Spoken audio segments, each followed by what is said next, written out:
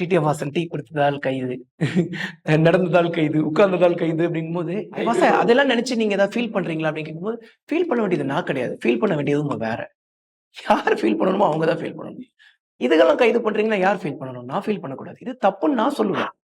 So அதனால இது எவ்வளவோ அநியாயங்கள் நடக்குது. அதையெல்லாம் நம்ம பார்த்து இரும்பு கரம் கொண்டு அடக்கணும். அதுதான் அந்த மாதிரியான விஷயம் சொல்லும் பொழுது நடுவுல நிறைய சர்ச்சை வந்துச்சுன்னு சொன்னேன். அதுல வந்து நடிகையோட ஒரு ஒரு வச்சு நிறைய விஷயங்கள் வந்துச்சு. அதுக்கு வாசன் எதுவுமே பேசல.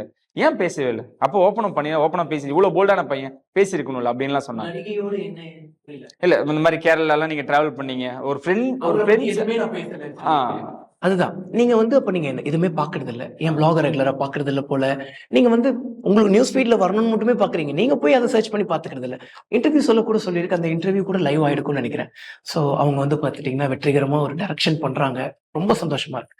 அந்த சந்தோஷத்தை சொல்ல அளவே இல்லை. ஏன்னா அவங்க ஒரு ஒரு ப்ரொஃபஷனலான டைரக்டர். அவங்க கேரக்டருக்கும் அவங்களோட ப்ரொஃபஷனுக்கும் சம்மந்தமே இருக்காது. குழந்தைத்தனமா வெகுளித்தனமா இருப்பாங்க. ஆனா ப்ரொஃபஷன் வந்துட்டா கில்லி மாதிரி இருப்பாங்க. ஸோ ரொம்ப ஹாப்பியா இருந்துச்சு. ரொம்ப கங்க்ராட்ஸ் சொல்லியிருந்தா நீங்க அந்த வீடியோ அதான் நம்ம ஒரு ஃப்ரெண்டா அவங்களுக்கு நம்ம எவ்வளவு